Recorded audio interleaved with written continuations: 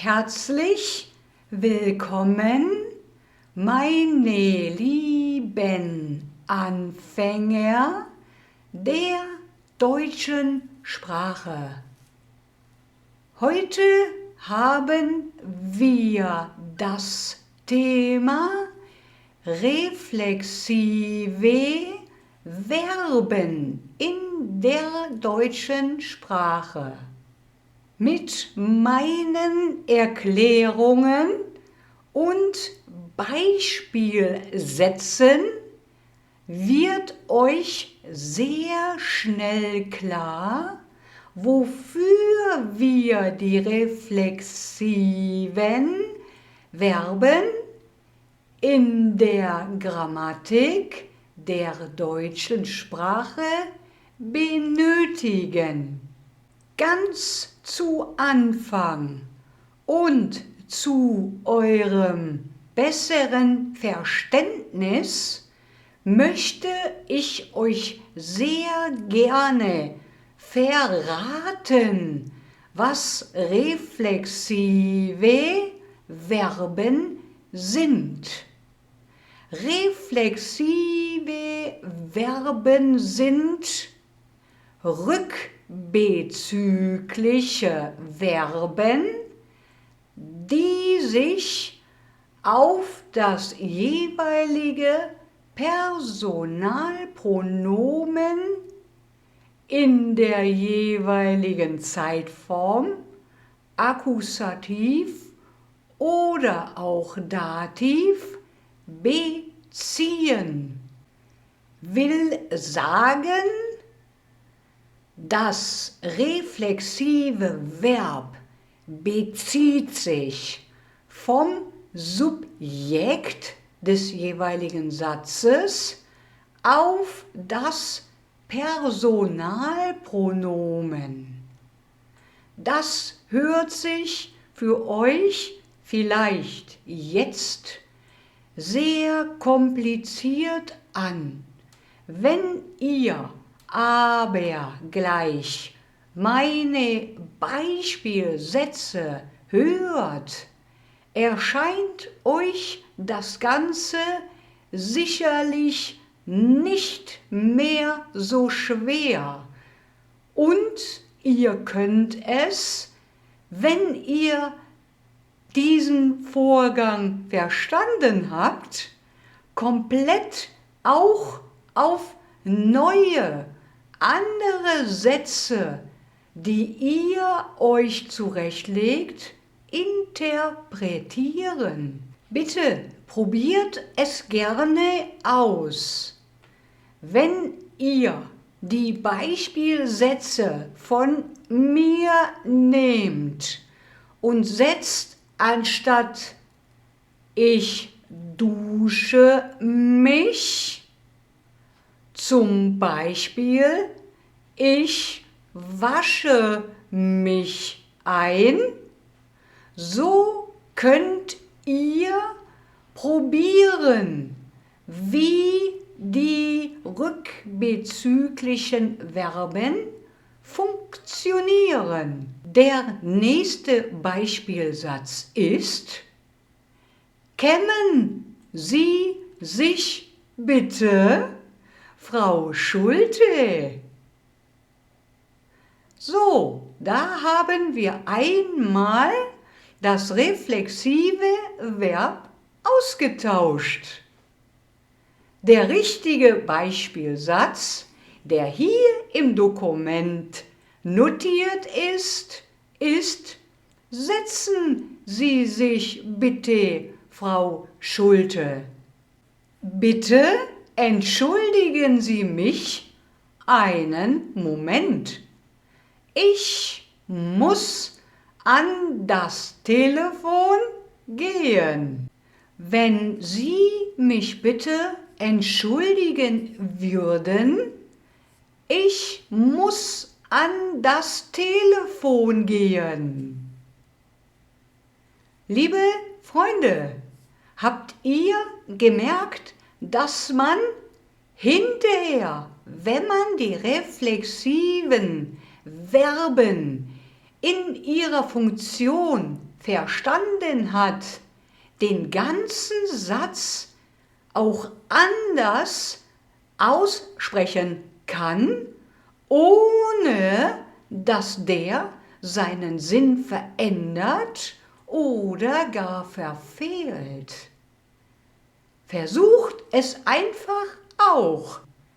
Setzt einfach die Sätze komplett zwischendurch auch um.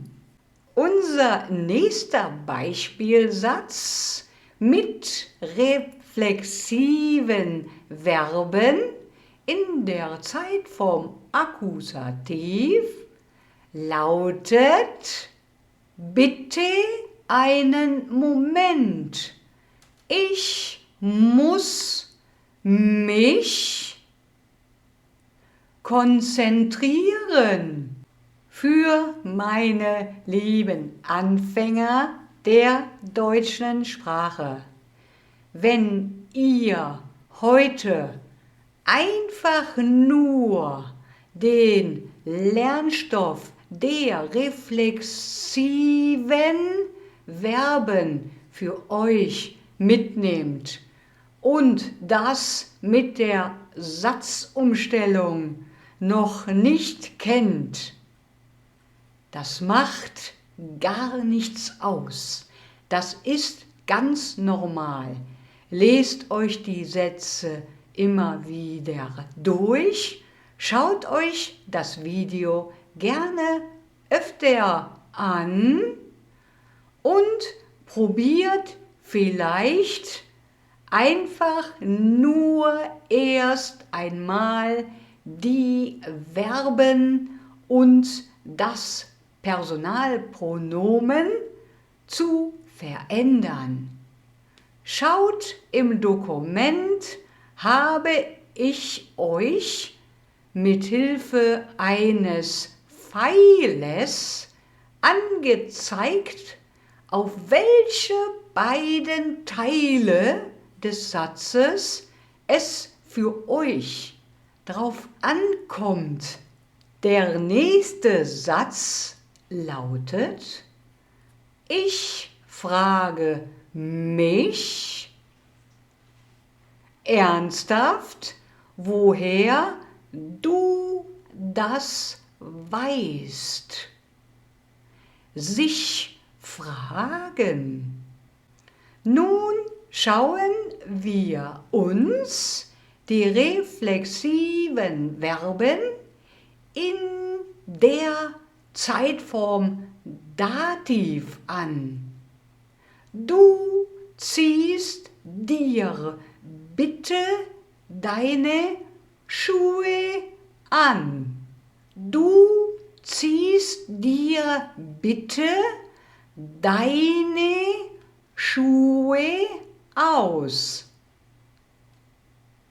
Nun, da ihr den ersten Satz im Dativ gehört habt, möchte ich euch bitten, die beiden Zeitformen Akkusativ und Dativ, die Beispielsätze zu vergleichen, damit ihr auch versteht, warum es die Zeitform Akkusativ in einem Satz ist und die Zeitform Dativ in einem Satz ist.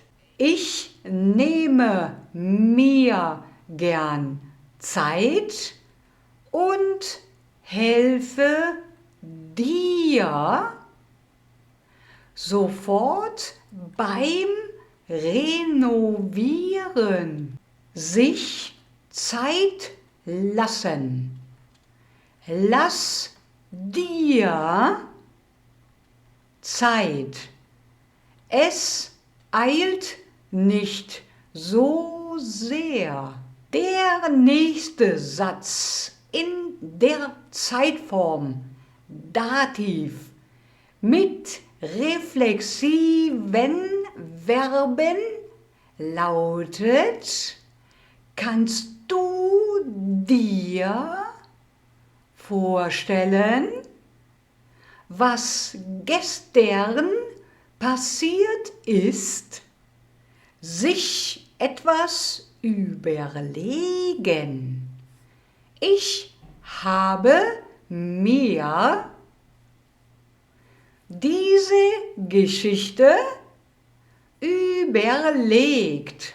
Liebe Anfänger der deutschen Sprache, liebe Zuschauer, wenn ihr nicht wisst, wie man in der deutschen Sprache Termine, also Uhrzeiten, abspricht, wenn ihr die Uhrzeiten der deutschen Sprache oder auch keine Uhrzeiten in der deutschen Sprache angeben könnt, dann schaut euch bitte unbedingt auch dieses Video an.